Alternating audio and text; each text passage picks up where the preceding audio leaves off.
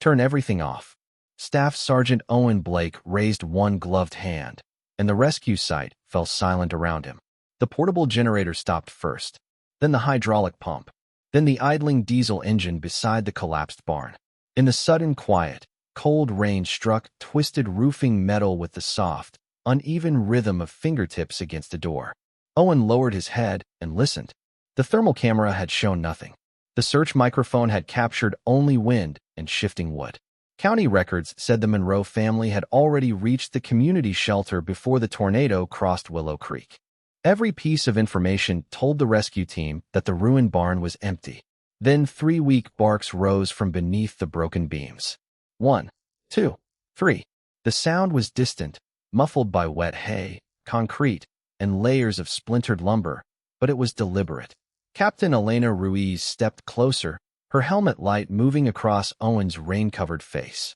Could be an echo from the road, she said quietly. Owen knelt in the mud and pressed one ear near a narrow crack beside the foundation. The earth smelled of soaked wood, cold soil, and livestock feed. Water ran beneath his sleeve. For several seconds, there was nothing. Then the barking came again. 3 measured calls. A pause between each one. Not panic. A signal. There is a dog under us, Owen said. Elena glanced toward the leaning roof section that still rested against 2 damaged support posts. The structure is unstable. Then we stabilize it. Owen's voice remained calm, but something old had awakened inside him. 2 years earlier, during another rescue, an electronic sensor had shown no movement beneath a collapsed wall. Owen had followed procedure and moved the team to the next search area. Later, he had learned that a faint sound reported by a volunteer might have come from inside. No one had ever proven that a different decision would have changed the outcome. That uncertainty had followed him ever since. Tonight, the folded resignation letter was still sealed inside the chest pocket of his yellow rescue jacket. He had planned to hand it to Elena when the shift ended. Beneath the barn, claws scraped weakly across concrete. Owen looked at the thermal display again. A flat field of cold blue covered the screen. The equipment still shows no heat source, one rescuer said. Owen removed his glove and placed his bare fingers near the crack. A thread of warmer air moved against his skin, barely noticeable beneath the rain. The equipment cannot see through the foundation, he replied. The dog can hear us. Elena studied the remaining beams, then turned toward the team. Set 2 stabilization shores on the west side. Run a safety line from the tractor anchor. Nobody enters until I approve the load. The rescuers moved immediately. Owen stayed beside the crack, shielding it from the rain with his body. We hear you, he called into the darkness. Stay with us. For a moment, the barn gave no answer. Then 3 more barks sounded below, weaker than before. The final one faded into a long breath. Owen lowered his face closer to the concrete. Somewhere beneath him, something shifted. Not wood, not water. A living body trying to remain awake. 3 hours earlier, Owen Blake stood beneath the fluorescent lights of the Willow Creek Rescue Station, checking the same equipment twice even though he knew every strap, buckle, and battery had already passed inspection. Outside, tornado sirens faded beneath the sound of rain striking the metal roof. The storm had crossed the western edge of the county and left behind damaged homes, blocked roads, and fields covered with broken branches. Owen moved through the garage with the controlled precision of a Marine who trusted preparation because he no longer trusted his own judgment. He tested the radios, inspected the confined space harnesses, counted thermal blankets, and placed a pediatric medical bag near the rear door of the rescue truck. Captain Elena Ruiz entered carrying a map marked with search zones. Water darkened the shoulders of her jacket. The Monroe farm is next, she said. The house appears empty. County records show Rachel Monroe and her infant daughter checked in at the community shelter before the tornado arrived. Owen studied the map. The property sat 5 miles outside town, surrounded by low fields and old fencing. A barn stood behind the main house near a concrete storm cellar built decades earlier. Anyone confirm the shelter record in person? He asked. Elena looked down at the paperwork. Their names were entered at 6:18. That is not the same as seeing them. No, she said. It is not. Owen reached into the chest pocket of his yellow rescue jacket and felt the folded envelope waiting there. His resignation letter had been written 2 nights earlier and rewritten the next morning. It contained no accusations and no excuses. Only a statement that he no longer believed he should be responsible for deciding when a search continued and when it ended. 2 years before, during a warehouse collapse, a thermal sensor had shown no heat beneath a damaged wall. Owen had heard what might have been a knock, but the sound never repeated. He followed procedure and redirected the team. Later, a volunteer claimed he had heard something too. No report ever proved that anyone had remained alive there. Still, Owen remembered the silence after the machine stopped. He remembered wondering whether caution had protected his team or abandoned someone they could not see. Elena noticed his hand near the envelope. "You planning to give me something?" After the shift, she held his gaze for a moment, then handed him a helmet light. Then finished the shift first. The rescue truck left the station under a sky the color of wet steel. Owen and the team cleared a fallen tree from a county road, checked 2 damaged houses, and helped an elderly farmer move to a warming shelter. By the time they reached the Monroe property, the tornado had passed, but cold rain continued to fall. Rachel's vehicle was gone from the driveway. The house was locked and dark. A neighbor standing beneath a porch light said he believed she had left before the warning sirens. Everything appeared to support the county record. The barn behind the house had collapsed almost completely, its roof folded over the foundation and its wooden walls scattered across the mud. The team scanned the structure with a thermal camera and received no clear reading. They used a directional microphone and heard only rain, wind, and settling boards. Elena marked the main house clear and prepared to move the team toward the next property. Owen stood beside the barn for several seconds longer. Beneath the rain, beneath the machinery, something seemed to rise and disappear. A sound too weak to identify. He looked at the flat blue screen in the rescuer's hands, then at the dark foundation under the broken beams. The resignation letter pressed against his chest. Owen raised one gloved hand. "Turn everything off." The generators fell silent one by one, leaving only rain against bent metal and the low hiss of water moving through the grass. Owen remained beside the cracked foundation with one hand pressed to the mud. Captain Elena Ruiz signaled for the team to hold position. No one spoke. For several seconds, the ruined barn offered nothing but the soft settling of wet lumber. Then 3 barks rose from below. Weak, evenly spaced, deliberate. Owen looked toward Elena. "That is a train signal." She nodded once. "We reopened the search." 2 rescuers carried stabilization shores to the west side, where the collapsed roof still leaned against damaged posts. Another team secured a line from the rescue truck to a steel tractor anchor beyond the debris field. Owen crawled along the outer edge of the foundation, careful to stay outside the load path. His helmet light moved across wet hay, broken boards, and strips of roofing metal folded into the mud. Near a narrow opening, he found several strands of sable fur caught beneath a splintered plank. A few inches away, a small metal ring rested against the concrete. It had once belonged to a working lead. "German Shepherd," Owen said. "Adult, likely wearing a collar or harness." Elena crouched beside him. "Can you tell how deep?" "Not yet." Owen placed a directional microphone against the foundation. The headphones carried the amplified sound of rain, then a faint scrape from below. 3 taps followed. Not pause this time. Something shifting against concrete. Owen moved the microphone 6 inches to the left. The sound weakened. He moved it toward the corner. Stronger. "The source is under this section." Elena studied the roof angle. "That section is carrying part of the east wall. Then we do not lift from above." Owen traced the foundation with his flashlight until he found a gap where warm air escaped through soaked insulation. The opening was barely wide enough for 2 fingers. When he leaned closer, he smelled damp fur beneath the heavier scent of soil and feed. "Boone!" A voice called from behind them. The neighbor had returned from the road, holding an old photograph beneath his raincoat. In it, Rachel Monroe stood beside a large sable German shepherd wearing a faded red rescue collar. "That is her dog. Her father trained him with the volunteer fire department." Owen looked at the photograph, then toward the darkness beneath the barn. "What kind of signals?" 3 barks meant he found someone alive. The words changed the air around the team. Elena spoke into her radio. "Request veterinary support and confined space medical equipment. We have a confirmed K-9 signal beneath the structure." The stabilization crew locked the second shore into place. A rescuer checked each brace. then gave Elena a raised hand. She approved a limited access point along the north foundation. Owen clipped his safety line to the overhead guide rope and lowered himself beside the opening.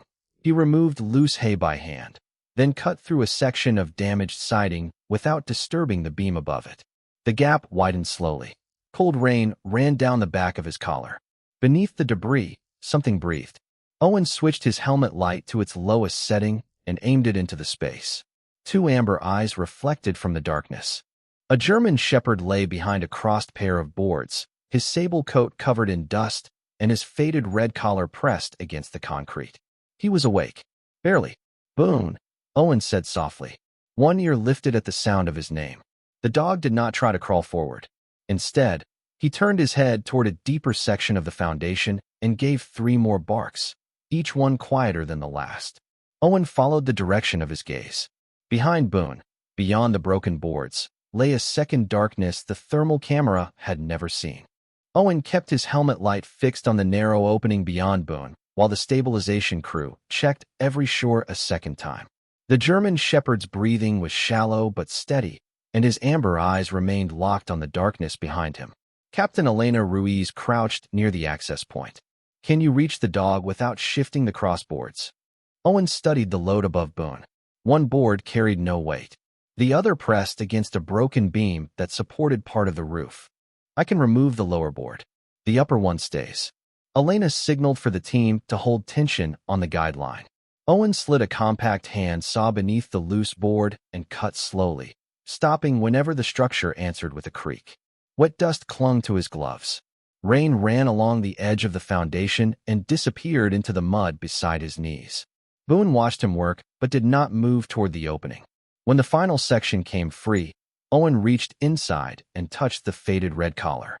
Easy, Boone. We have room now. The dog shifted forward a few inches, then stopped. Something white rested between his front paws. Owen extended one hand and drew it into the light. A small infant sock, clean at the cuff, stained only with dust from the cellar. Elena saw it and turned toward the neighbor. Rachel has a baby? 8 months old, he answered. Her name is Lucy. Owen looked back into the opening.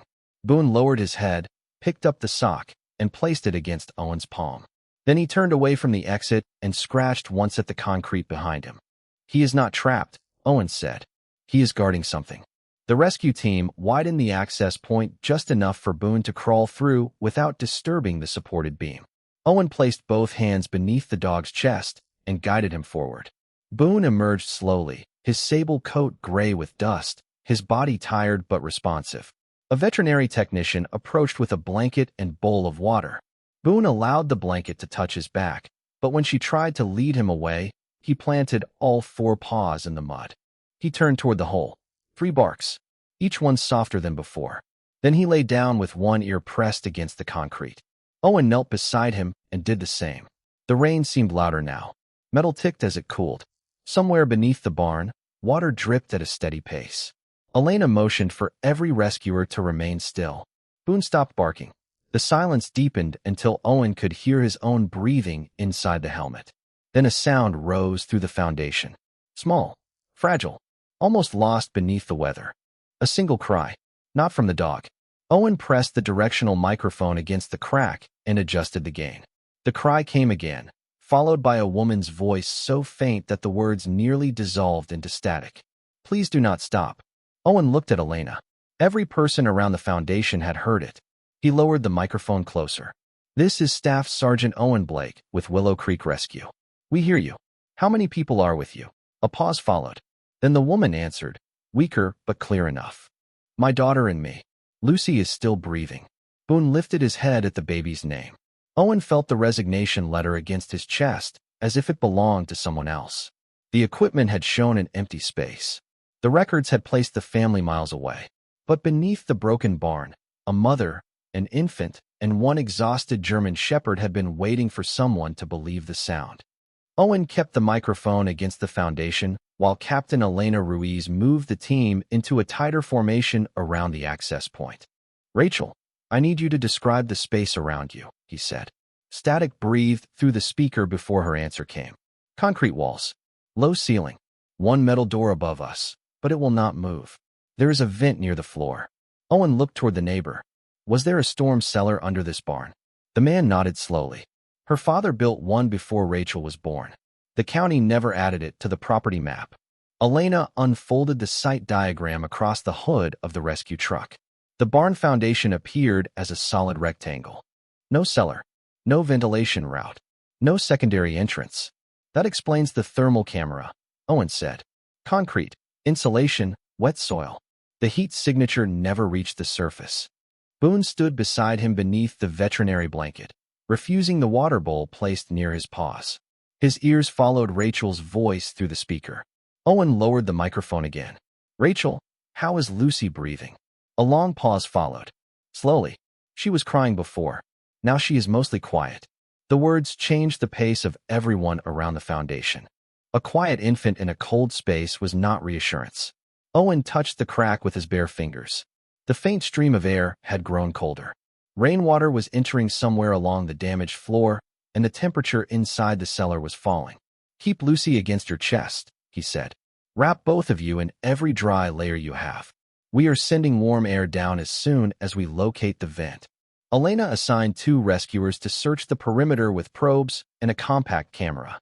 Another crew examined the collapsed roof, but the remaining beams made direct lifting too dangerous. Any upward movement near the cellar door could shift the weight across the foundation.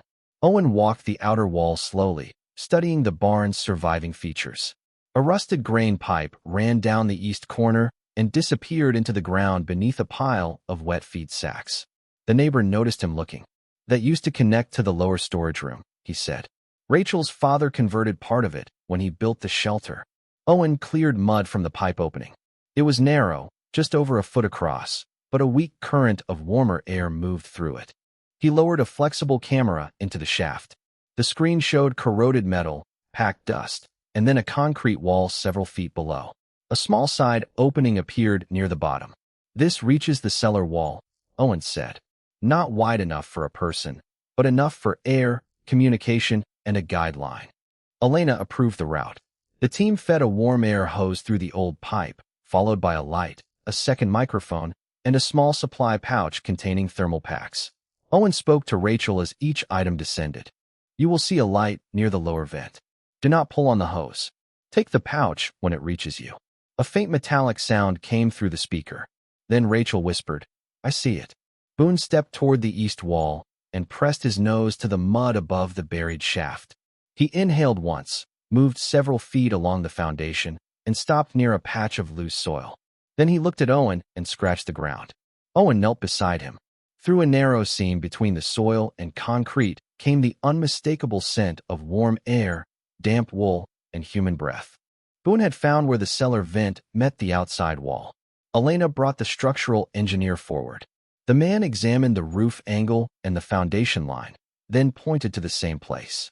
We can dig from here without entering the collapse zone. Owen placed one hand on Boone's shoulder.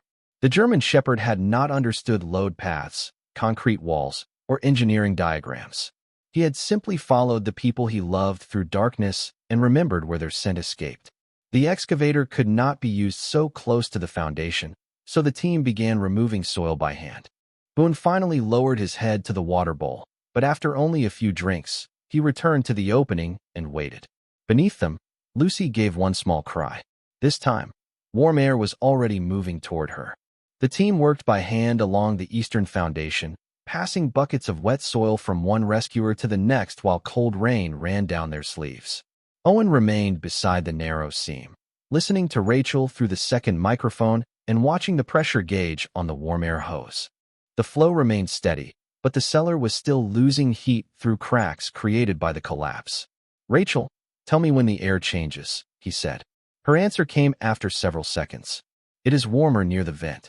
Lucy moved when she felt it. Owen closed his eyes for one brief moment, then returned his attention to the foundation. Boone stood beneath the edge of a canvas shelter the veterinary technician had raised beside the work area. The German shepherd had been dried, wrapped in a thermal blanket, and offered food, but he watched only the place where the rescuers were digging. Every time Lucy made a sound through the speaker, his ears lifted. The soil near the wall became firmer as the team reached the original gravel bed around the cellar. A rescuer uncovered the rusted edge of a steel vent box buried nearly 4 feet below the surface. The box was crushed on one side, but still connected to the concrete wall. Elena called the structural engineer forward. He examined the exposed foundation, checked the load from the collapsed roof, and marked a rectangle beside the vent. "The wall is clear of the main support line here," he said. "You can open a small access point without disturbing the barn above, but keep the cut below the reinforcement band." Owen looked toward Elena. She nodded. "Proceed slowly." The team drilled 4 small guide holes through the concrete, stopping after each one to listen for movement inside. Dust drifted into the cellar, and Owen warned Rachel to cover Lucy's face with the clean cloth from the supply pouch. A flexible camera passed through the first opening. On the monitor, the beam of light revealed a low concrete room, blankets piled in one corner, and Rachel seated against the far wall with Lucy held close beneath her coat. The infant's face was pale but peaceful, her small chest rising in a slow, regular rhythm. Boone stepped closer to the screen and touched it with his nose. "We have visual contact," Owen said into the radio. "2 survivors conscious. Prepare the infant rescue carrier and a low-angle retrieval line." Rachel looked toward the camera. Her eyes were tired, but she managed a small nod. "Please take her first." "That is the plan," Owen replied. The rescuers enlarged the opening one section at a time, using hand tools instead of heavy equipment. Owen spoke continuously so Rachel would know what each vibration meant. He told her when the next piece would move, when dust might fall, and when the warm air hose needed to be repositioned. Nothing happened without warning. Nothing happened quickly enough to feel careless. After nearly 20 minutes, the opening was wide enough to pass a compact infant carrier through the wall. Owen attached a guide rope and lowered it into the cellar. Rachel placed Lucy inside, secured the soft straps exactly as the medical team instructed, and kept one hand on the carrier until Owen said the line was ready. Boone laid down beside the opening, his muzzle resting on his paws, watching the darkness below. "Rachel," Owen said, "when you let go, we will bring her straight to the medical team." Her voice trembled for the first time. "I know." The line tightened. Rachel removed her hand. Owen and 2 rescuers pulled with slow, even pressure while Elena monitored the wall and the remaining roof supports. The carrier rose through the opening inch by inch. Then Lucy appeared beneath the rescue lights, wrapped in a white blanket and blinking against the brightness. For one breath, the entire site became still. The infant released a clear, indignant cry. Boone lifted his head. Owen heard the sound and felt something inside him loosen after 2 years of silence. The smallest person was out. Rachel was still below, and the rescue was not finished. Lucy's cry carried across the rain-soaked field while the medical team moved her beneath a heated canopy. Boone rose at once, every muscle in his tired body alert, but Owen kept one hand on the faded red collar. "She is safe," he said softly. The German shepherd watched until the white blanket disappeared behind the rescue lights. Only then did he turn back toward the opening in the cellar wall. Rachel was still below. Owen lowered the microphone. "Your daughter is with the medical team. She is breathing well." A sound came through the speaker that was almost a laugh and almost a sob. "Thank you. We are bringing you out next." The rescue crew sent a full-body harness through the opening. Rachel followed each instruction, moving slowly in the cramped space while Owen explained how to secure the straps around her shoulders and waist.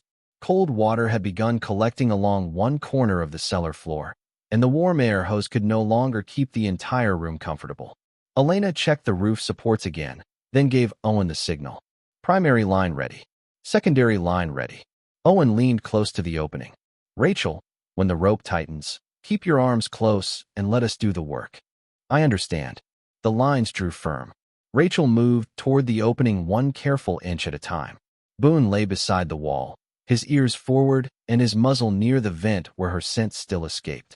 When Rachel's hand appeared, Owen reached through and closed his fingers around hers. "I have you." The words were simple, but they changed her face. Fear loosened. She allowed the team to guide her through the opening and onto the wet ground.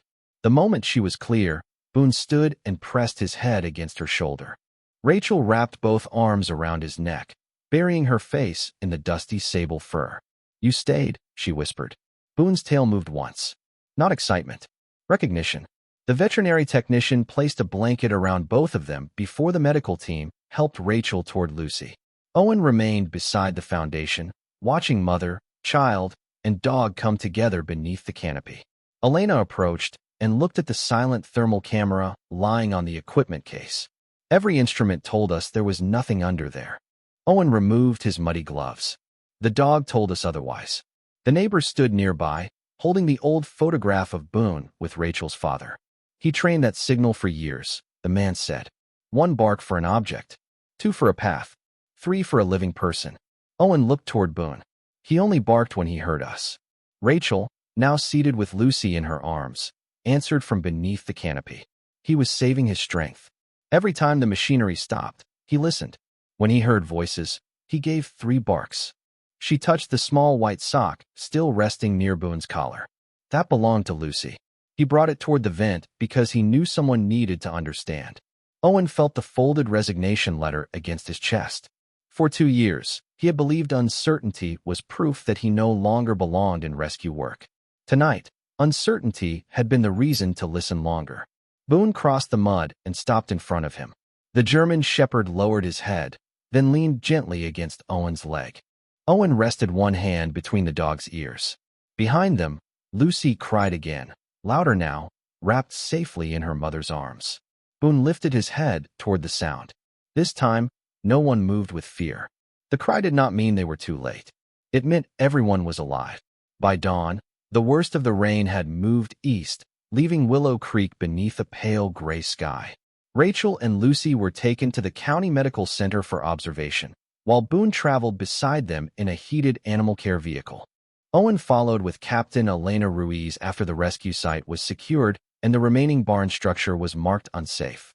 The hospital smelled of coffee, disinfectant, and damp winter coats.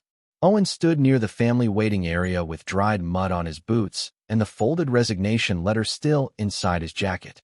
Through the glass door, he could see Rachel sitting upright beneath a blanket with Lucy asleep against her chest. Boone lay on another blanket beside the chair while a veterinarian cleaned dust from his paws and checked his breathing. The German shepherd tolerated every examination, but his amber eyes never left the infant. When Lucy shifted, one of Boone's ears rose. When she settled again, he lowered his head. Rachel noticed Owen at the doorway and motioned for him to enter. He would not leave us, she said. Not even when the roof came down. Owen took the chair across from her. How did the county record show you at the shelter? Rachel looked toward the window. I registered online when the warning was issued. I planned to leave, but the tornado reached the farm before I could get Lucy into the truck. The system must have marked us present when the shelter confirmed the reservation list. Elena, standing near the door, made a note for the county review. No one had acted with cruelty. A digital record had simply replaced a human confirmation, and the error had nearly turned a search into an empty checklist. Rachel stroked Boone's neck. My father trained him when he volunteered with the fire department. Boone learned to wait for silence before signaling. Machinery frightened some dogs, but he learned that quiet meant someone was listening. Owen looked at the faded red collar. He barked only when the equipment stopped. He was conserving his strength, Rachel said. Inside the cellar, he stayed against the vent. When he heard voices above us, he gave 3 barks. When no one answered, he rested. She lifted the small white sock from the table. Lucy lost this while I was wrapping her in the blanket. Boone carried it toward the vent. I think he wanted whoever found him to understand that he was not alone. Owen turned the resignation envelope over in his hands. For 2 years, he had treated doubt like a weakness. He had believed that a rescuer should trust the instruments, trust the procedure, and never allow memory to influence judgment. But Boone had shown him something different. Training mattered. Equipment mattered. So did the decision to listen once more when every screen remained empty. Elena sat beside him. I read your letter before the shift, she said. Owen looked up. You opened it? You left the first draft on my desk yesterday. Her expression softened. I was waiting to see whether you still believed what you wrote. Owen looked through the glass at Boone. The German shepherd had finally accepted water. Lucy made a small sound in her sleep, and the dog's tail moved once against the blanket. Owen removed the sealed letter from his jacket and tore it carefully down the center. Rachel watched without asking what it said. Elena did not smile, but relief passed through her eyes. Owen placed the 2 pieces in the trash. I do not know whether I will always hear the right thing, he said. Elena nodded. No one does. From the chair, Rachel answered quietly. You heard us. Boone lifted his head toward Owen, then rested it again beside Lucy's blanket. The rescue had ended beneath the barn, but something else had survived the night as well. Not certainty, not perfection, but the courage to remain when the silence still held a question. Several weeks later, the Monroe farm no longer looked like the place Owen remembered from the storm. The collapsed barn had been cleared, the damaged fencing repaired, and a new concrete storm shelter was being built beside the main house, where it could be reached without crossing the yard. Fresh lumber stood in neat stacks beneath a blue tarp. The fields were still brown from winter, but small green shoots had begun to appear near the fence line. Owen parked the rescue truck beside the porch and stepped out carrying a toolbox. He had volunteered to help install the shelter's emergency vent and manual signal line, though everyone understood that the work was not the only reason he had returned. Boone met him halfway across the yard. The 6-year-old German shepherd moved with his usual steady strength, his sable coat clean and bright beneath the afternoon sun. The faded red rescue collar remained around his neck. Near the metal tag, Rachel had tied the small white sock with a narrow piece of blue ribbon.